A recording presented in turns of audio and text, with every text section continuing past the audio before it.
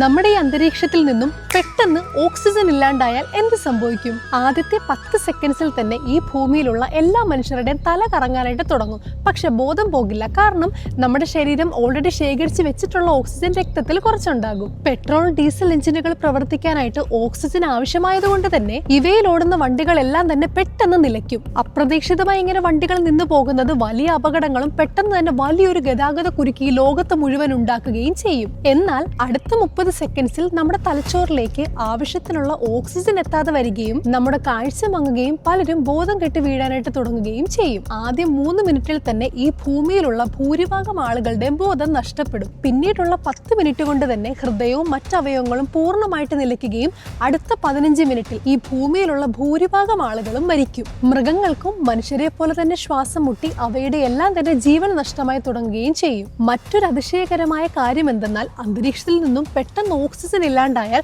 നമ്മുടെ ഭൂമിയെ തന്നെ പ്രൊട്ടക്ട് ചെയ്ത് നിർത്തുന്ന ഓസോൺ പാളി ഇല്ലാണ്ടാകും. അതോടുകൂടി സൂര്യനിൽ നിന്ന് വരുന്ന വളരെ അപകടകരമായിട്ടുള്ള UV റേസ് നമ്മുടെ ഭൂമിയിൽ ഡയറക്റ്റ് പതിക്കാനായിട്ട് തുടങ്ങും. ഉടൻ തന്നെ നല്ല ഭംഗിയുള്ള നമ്മുടെ ഈ ആകാശം കറുത്തതോ ഇരുണ്ട നിറത്തിലുള്ളതായിട്ട് കാണപ്പെടും. സസ്യങ്ങൾ ഉടനെ മരിക്കില്ല, പക്ഷേ അവയുടെ കോശശ്വസനത്തിനും ഓക്സിജൻ ആവശ്യമായതിനാൽ അവയും പിന്നീട് നശിച്ചു തുടങ്ങും. ഓക്സിജൻ ഇല്ലാത്തത് കൊണ്ട് തന്നെ ഇരുമ്പിലോ സ്റ്റീലിലോ തുരുമ്പ് പിടിക്കുന്നത് നിൽക്കും. ആ കാരണത്താൽ ബുർജ് ഖലീഫ പോലെയുള്ള ഈ ലോകത്തിലെ എല്ലാ മനുഷ്യനിർമ്മിത കെട്ടിടങ്ങൾ മാത്രം നിൽക്കുകയും അത് നിർമ്മിച്ച മനുഷ്യന്മാരെല്ലാം തന്നെ ഇല്ലാണ്ടാകുകയും ചെയ്യും. കടലിലും മറ്റും ലയിച്ചിരിക്കുന്ന ഓക്സിജൻ ക്രമേണ ഇല്ലാണ്ടാകുമ്പോൾ എല്ലാ മത്സ്യങ്ങളും ജീവികളും തന്നെ ചത്തൊടുങ്ങാനായിട്ട് തുടങ്ങുകയും ചെയ്യും. അതായത് നമ്മുടെ ഇത്രയും മനോഹരമായിട്ടുള്ള ഈ ഒരു ഭൂമിയിൽ ഓക്സിജൻ ഇല്ലാതെ ജീവിക്കാൻ സാധിക്കുന്ന ചില ബാക്ടീരിയാസ് ഒഴിച്ച് മറ്റ് ജീവന്റെ ഒരു അംശം പോലും ഇല്ലാത്ത ഒരു ഗ്രഹമായി മാറും. ഇപ്പോൾ മനസ്സിലായില്ലേ എന്തുകൊണ്ടാണ് പ്രകൃതി സംരക്ഷണത്തിനും മരങ്ങൾ നട്ടുപിടിപ്പിക്കുന്നതിനും ഇത്ര പ്രാധാന്യം നമ്മൾ കൊടുക്കേണ്ടതെന്ന്?